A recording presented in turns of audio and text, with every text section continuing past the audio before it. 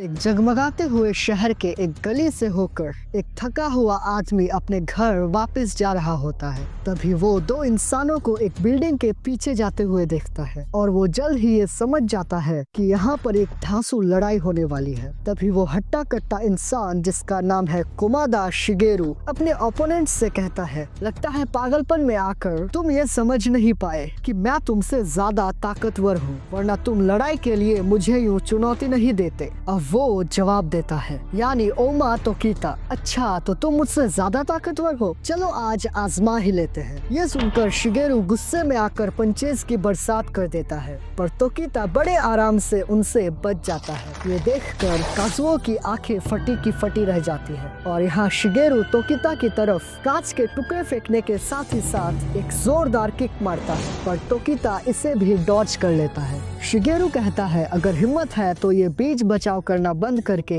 मुझ पर हमला करो। तभी शिगेरू के चेहरे पर तोकिता एक जबरदस्त मुक्का और लात मारता है। फिर शिगेरू भी गुस्से में आकर एक खतरनाक पंच मारने आता है, पर तोकिता शिगेरू की ताकत का इस्तेमाल करके उसी का हाथ तोड़ देता है और साथ ही साथ शिगेरू के ऊपर लात घुस्से बरसाने लगता है, जिसके कारण शिगेरू बुरी तरह घायल हो जाता है। तभी उसके सिर पर एक खौफनाक किक पड़ती है और वो बेहोश होकर नीचे गिर जाता है। तोकिता यहाँ से जाने लगता है, पर काजुओ अपनी आंखों पर यकीन नहीं कर पा रहा था और वो हड़बड़ाकर डरते हुए तोकिता से उसका नाम पूछ लेता है। फिर तोकिता अपना नाम बताकर काजुओ से उसका नाम पूछकर कहता है, क्या तुम्हें मुझसे लड़ाई करनी है? काजुओ ये सुनकर इतना डर जाता है कि उसे सांस लेने में भी तकलीफ होने लगती है और फिर बड़ी मुश्किल से जवाब दे पाता है, नहीं। ये सुनकर तोकिता निराश होकर वहाँ से चला जाता है। तब जाकर काजुओ की जान में जान आती है। 56 साल का काजुओ यामाशिता एक शादीशुदा और बाल बच्चे वाला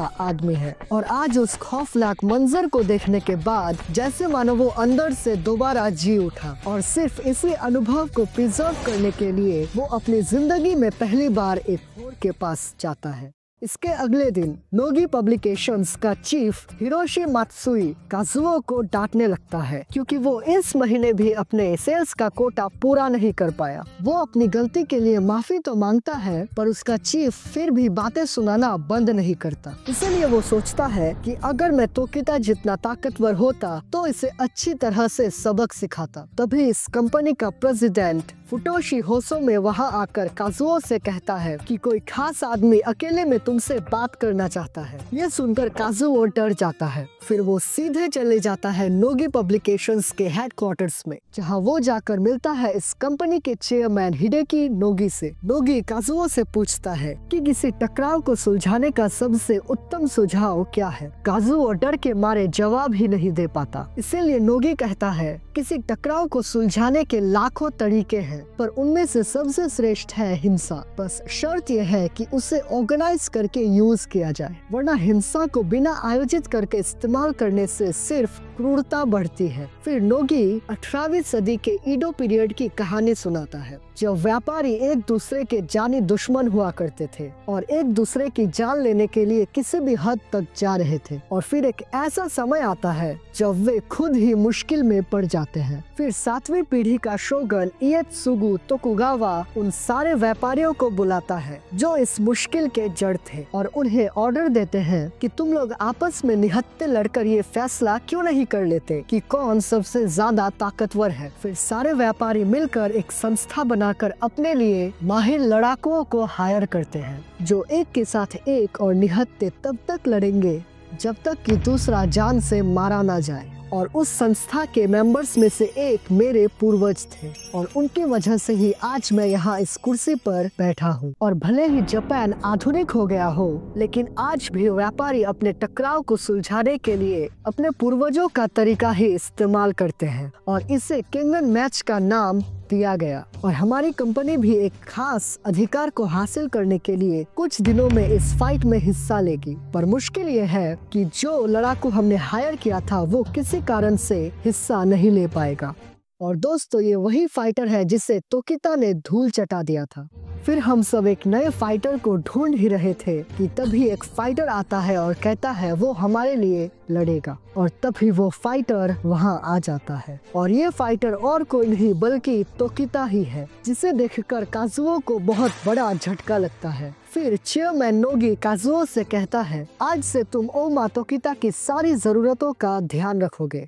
फिर कायदे आकियामा जो नोगी की सेक्रेटरी है कहती है, आपने तोकिता को हायर ही क्यों किया जबकि उसने ही हमारे पहले फाइटर कोमादा को घायल किया है। नोगी कहता है ऐसे बहुत ही कम लोग होंगे जो कोमादा को घायल कर सकता है, इसीलिए मैंने तोकिता को हायर किया है। फिर बाहर जाकर काजुओ तोकिता से कहता है कि तुम इस ऑफर को ठुकरा दो। तोकिता कहता है चलो सबसे पहले खाना खा लेते हैं। काजुओ ये सुनकर इतना डर गया कि उसे लगा अगर वो गलती से भी उसे मना कर दे तो वो अपनी जान से हाथ धो बैठेगा। और किंगडम मैच शुरू होने में अभी भी 7 दिन बाकी है।